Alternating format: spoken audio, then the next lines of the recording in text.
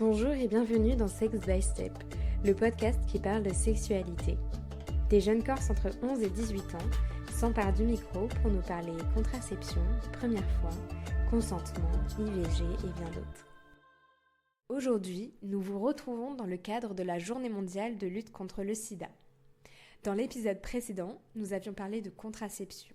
Et parmi les conséquences d'un rapport non protégé, nous retrouvons les IST et notamment le VIH. Cet épisode est en partenariat avec Youth Corse, qui est une association régionale de prévention au VIH.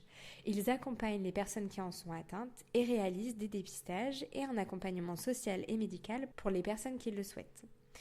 À ce propos, Jessie Winslow, chargée de mission chez Youth Corse, répondra à vos témoignages et nous apportera plus de précisions.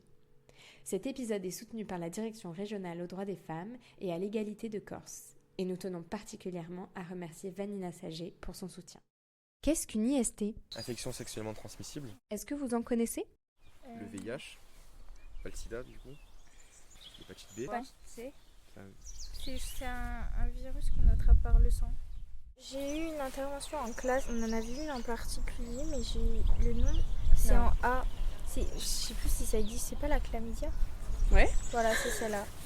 La chlamydia. Ok. La syphilis aussi, je crois. Les infections sexuellement transmissibles, qu'on appelle plus communément IST, sont des maladies transmissibles lors de rapports sexuels non protégés.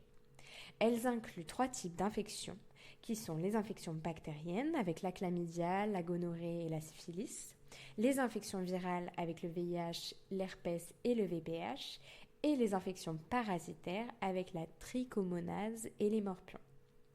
Certaines sont asymptomatiques, mais peuvent entraîner des complications graves sans traitement. La prévention repose sur le préservatif, le dépistage régulier et la vaccination. S'informer et se protéger sont essentiels pour une santé sexuelle responsable. Vous pouvez voir le lien en description pour en savoir plus. Comment est-ce qu'on les attrape et comment se transmettent-elles ? Le VIH, c'est la maladie qu'on attrape quand on a des rapports sexuels. Ou le sida, je sais pas, je confonds tout le temps à chaque VIH, fois. c'est pas quand c'est avant de se transformer en phase sida en fait. Avant de vraiment avoir la maladie du sida. Est-ce que vous vous souvenez de l'acronyme VIH ? Virus infectieux humain, je crois, un truc comme ça. Ah, ça, Virus, oui. Ah. D'immunodéficience, ça veut dire Ah quelque chose ? oui. Humaine. Oui. VIH. Ok. Syndrome de l'immunodéficience Oui. humaine acquise. Ça veut dire que là, la phase maladie, elle est avérée. Ok. Le VIH, c'est une infection. Ok. Et le sida, c'est une maladie. On attrape par les liquides humains. Ah, tu as retenu les liquides ?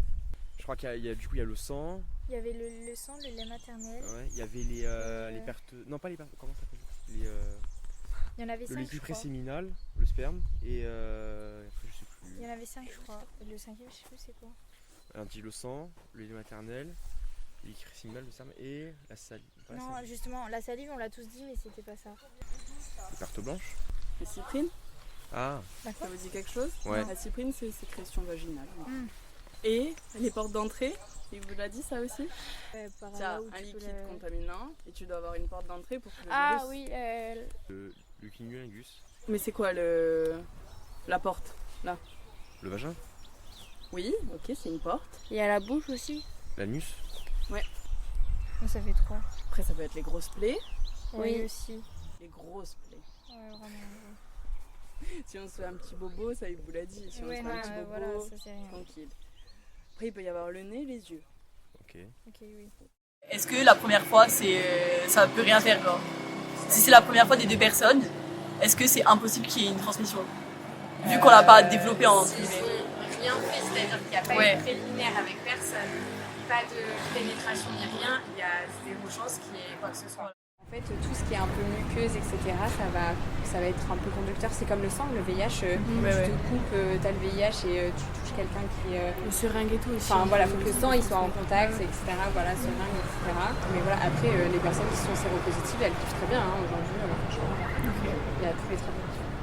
Le VIH, c'est le virus de l'immunodéficience humaine, c'est-à-dire que c'est un virus qui s'attaque en fait au système immunitaire. Pour la petite histoire, c'est un virus particulier qui fait partie de la famille des rétrovirus. Donc qu'est-ce que c'est un rétrovirus ? C'est un virus qui vient créer des copies, donc qui se multiplient à l'intérieur de l'organisme jusqu'à infecter l'entièreté du système immunitaire. Sa particularité, si on revient sur les symptômes, c'est que justement il est asymptomatique et n'est détectable que lors de la réalisation d'un dépistage. Donc en gros, le VIH c'est quoi ? C'est un virus qui rentre dans le système immunitaire et tant qu'on va pas le chercher, on va pas vraiment s'en apercevoir, sauf la dernière phase de maladie, donc la maladie donc du sida, et c'est donc celle-ci qui va engendrer des problématiques en fait. Alors, comment on attrape le VIH ?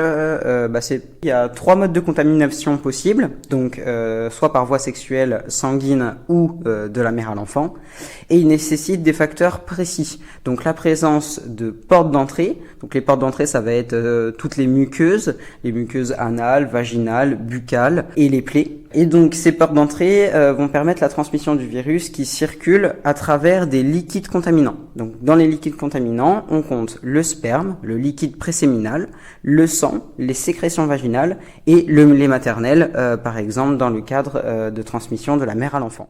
Le dépistage des IST est simple, rapide et accessible à tout âge. Même mineur, vous pouvez vous faire dépister anonymement. Il est recommandé d'en faire avant un nouveau partenaire, après un rapport à risque ou en cas de doute. Les tests, selon les recherches IST qui sont effectuées, incluent une prise de sang, un prélèvement urinaire ou un prélèvement vaginal. L'âge moyen du premier rapport étant de 18 ans, il est important de s'informer tôt. Se dépister régulièrement et utiliser les préservatifs reste essentiel pour protéger votre santé. Aujourd'hui, grâce aux avancées scientifiques, aujourd'hui une personne qui est atteinte du VIH a la possibilité d'avoir une espérance de vie quasi similaire, on va dire, à une personne non porteuse du virus, grâce au traitement par trithérapie. Donc c'est un traitement à vie, par contre, qui permet de réduire ce qu'on appelle la charge virale. Donc c'est la méthode utilisée pour quantifier en fin de compte la présence du virus dans l'organisme. Et donc cette charge virale descend tellement bas qu'elle en arrive à être indétectable et donc intransmissible. Donc c'est-à-dire qu'une personne qui est porteuse du VIH et qui suit un traitement adapté est en mesure de ne plus le transmettre déjà et donc que le virus n'ait plus d'impact sur son organisme. En revanche, ça ne veut pas dire que parce que le virus est éteint, il se passe rien. Il faut savoir qu'il y a quand même un traitement à vie, comme je disais, de la discrimination. Même si aujourd'hui une personne séropositive qui ne peut plus le transmettre est en droit de donc ne pas dire en fin de compte qu'elle est porteuse du virus. Néanmoins, certaines personnes vont vouloir faire preuve d'honnêteté et on entend souvent aussi de la part de personnes lambda, oui mais si la personne me le dit, même si elle suit un traitement, en fait je vais avoir des réticences, je vais quand même me renseigner, etc. Donc il y a beaucoup encore de préjugés, il y a beaucoup de travail d'information à faire sur toute la population et également les personnes porteuses du virus. Elles aussi se discriminent entre elles. Il faut savoir qu'une personne séropositive vit malgré tout avec la culpabilité d'avoir contracté ce virus. Parce qu'on le rappelle, il est asymptomatique, ce qui fait que personne n'est véritablement capable de savoir à quel moment de sa vie il a contracté le virus. Il y a encore ce mythe un petit peu qu'on avait dans les années 80 à l'apparition du virus, donc on appelait à l'époque le cancer gay ou la maladie des gays. Malheureusement c'est encore un terme qu'on entend. Je veux dire que ça catégorise en fait les personnes séropositives dans des cases bien fermées, bien isolées, qui donnent lieu à des discriminations autant sociales mais également médicales. C'est pas anodin de voir une personne séropositive qui irait chez le dentiste par exemple. Forcément il s'agit des dents, il y a des saignements, etc. Encore au jour d'aujourd'hui il y a du personnel médical qui refuse de traiter et de soigner les personnes séropositives. Comment se faire dépister et par quels moyens? On pique le doigt et on met ça dans un... On récupère ton sang déjà. On récupère le sang, ouais. Et après on met dans un genre de petit pot. Dans des produits et après ça fait des réactifs quoi. Si c'est positif, c'est qu'on a la maladie ou le virus. Les dépistages, ça porte un nom, c'est ça? Trod. Ah oui, bah oui. Ah bah oui. Je pense aussi que ça serait bien qu'il y ait des dépistages peut-être dans les lycées et tout. Parce qu'en soi, les gens, ils ont peut-être pas tout le temps l'idée d'aller se faire dépister et ça aiderait peut-être certains à savoir qu'ils le sont et puis éviter de, du coup... C'est gratuit. En plus, ça serait bien que ça se fasse dans les lycées parce que ça nous touche nous, quoi. Ouais. Mais ça se fait à l'université beaucoup. Ouais. On a fait des actions à l'université de Corté. Mais c'est vrai que dans les lycées, c'est pas forcément ça serait trop bien, fait, hein. quoi. Oui, parce qu'on oublie que quand même qu'un rapport sexuel, c'est en moyenne à 15-13 ans. Et encore maintenant, il y en a, c'est de plus en plus jeune. C'est de plus en plus jeune, quoi. Au bout de combien de temps après un rapport à risque doit-on faire un test? Quand Quand on a on veut. pris un risque. Enfin, qu'on pense qu'on a pris un risque et du coup on veut être sûr de ne pas l'avoir. Le risque D'avoir le VIH, d'attraper un virus. Après, il avait dit que c'était pas. Ah oui, 3 mois après avoir pris un risque. Pour le dépistage, effectivement, donc on va parler de ce délai d'attente, on appelle ça la fenêtre sérologique. En fait, c'est le temps dans lequel on va pouvoir détecter la présence du virus dans l'organisme. Comment on fait pour détecter le virus? En fait, on va essayer de quantifier la présence d'anticorps dans l'organisme. En revanche, le côté sournois du VIH, c'est que il faudra attendre au moins 4 semaines pour avoir un pic d'anticorps. Et donc c'est là qu'on va s'apercevoir qu'il y a un problème et qu'il y a quelque chose qui se passe d'anormal dans l'organisme. Donc dans le cadre du dépistage par TROD, donc test rapide d'orientation diagnostique, il s'agira de 3 mois de délai entre la prise de risque et la possibilité de détecter donc cette présence d'anticorps et pouvoir attester d'une séropositivité ou non. Dans le cadre de la prise de sang, c'est un peu plus rapide, ça va être 6 semaines, parce que là, comme on va directement tester le sang dans des laboratoires, malgré tout, c'est une sensibilité de test différente, donc là, on va pouvoir avoir des résultats plus rapides. Non seulement le virus du VIH, il est asymptomatique, mais en plus de ça, il est très compliqué à détecter dans l'organisme. Dans le cadre de la découverte d'une séropositivité par TROD, ça sera toujours à vérifier par prise de sang. Et dès lors qu'on va se rendre compte d'une séropositivité par prise de sang, là, on est directement pris en charge par un médecin infectiologue et c'est lui ensuite qui évaluera de manière un petit peu plus poussée pour pouvoir commencer au plus tôt un traitement par trithérapie. Est-ce qu'il existe des moyens de se protéger et si oui, lesquels?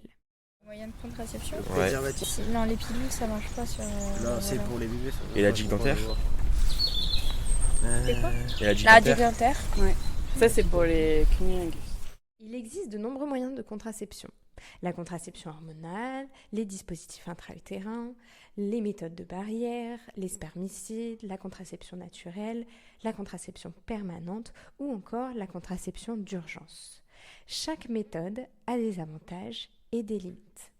Le tout est de pouvoir être suffisamment renseigné, que ce soit auprès d'une sage-femme ou d'une gynécologue, pour en savoir suffisamment et choisir la contraception qui nous conviendra le mieux. Que ce soit par rapport à votre mode de vie, votre âge ou vos besoins, un avis médical est toujours judicieux pour opter pour la solution idéale. Merci d'avoir écouté cet épisode de Sex by Step. Le podcast est disponible sur toutes les plateformes de streaming de podcasts et YouTube si tu veux écouter les autres épisodes. Abonne-toi, partage et mets 5 étoiles au podcast, ça nous aiderait énormément. Nous sommes également présentes sur Instagram. Viens nous suivre pour connaître les prochaines sorties d'épisodes et les prochains événements. À bientôt!